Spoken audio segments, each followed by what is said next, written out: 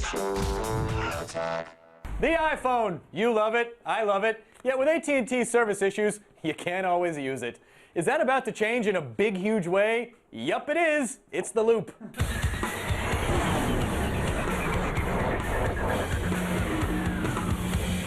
Joining me from Mountain View, California to help make sense of it all is editor for Gizmodo, my buddy Jason Chen. Hey man, how's it going? Great, good to be here. Chen, you have a gorgeous background there. What a view. I know, it's nice in the hills. All right, down to business. The Wall Street Journal has reported on not only a new iPhone later this year, but new carriers as well. I mean, are they jumping on the rumor bandwagon early, or does this actually seem legit? I think it does seem legit. The Journal has a big credibility store for rumors. They're usually right with them. They're usually confirmed by 2 or more people. So I think it's not so much a bandwagon jump, more as this is actually going to happen soon. Maybe it's just a couple guys at the Journal are like, maybe we just say it's going to happen, they'll just do it. Like, you just like try to pressure them into doing it. I mean, do you believe that that this phone for Verizon or Sprint, I mean, are they going to get the iPhone finally, or what? Are we going to get the CDMA iPhones? I think so, and I think talks are going on right now. Apple has a bad tendency of talking to people but then backing out at the last second, maybe a week before the announcement. So even though Verizon could be like 99% of the way there, it could be 1 week before the iPhone announcement this June, where they say, okay, no, it's just going to be AT&T again. I mean, because but it's likely though. I mean, some of the stuff that I was reading, and I can understand why Apple was with AT&T for so long. I read that Apple gets like $600 for every iPhone that's sold from AT&T, which is crazy. So, I mean, you know, are they going to lose money by jumping ship and maybe not getting as much, or are they going to blow up their subscriber base by going to Verizon?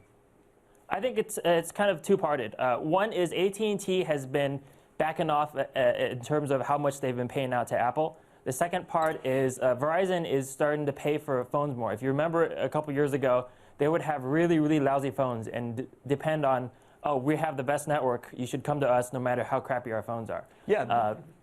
But right now, they've been saying, okay, now we're going to advertise the Droid. Now we're going to bring the Nexus 1 on. So now they have the gumption of, okay, we should pay for the iPhone just to even the odds a little bit with AT&T. Well, now some people are actually speculating that the newest model of the iPhone, which they announced around June, which is their iPhone announcement cycle, that could still be exclusive to AT&T.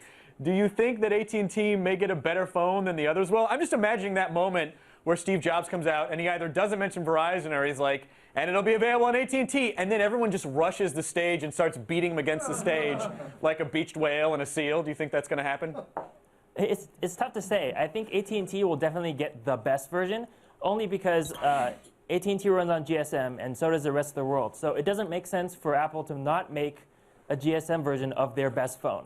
Whether Verizon will also get that phone is kind of up to how much they really want it. If Verizon is willing to pay what Apple wants, they can, okay, we'll make a CDMA version of this along with our GSM version for everybody else. Well, let's talk about the new phone, because at CTIA we saw some amazing stuff like the Evo that's coming out that's mind-blowing. What do you make of the reports for the new iPhone of a better CPU, 960 by 640 display, HD video, a front-facing camera? I mean, is this just part of the same rumor mill we've been hearing, or do you think these are legitimately coming down the pipeline?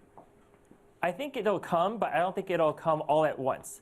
But the deal is, I don't think Apple will ever dump all their new technology into one phone. They've been kind of trickling out ever since the first iPhone. Oh, this is a better camera, this is a little faster, blah, blah, blah.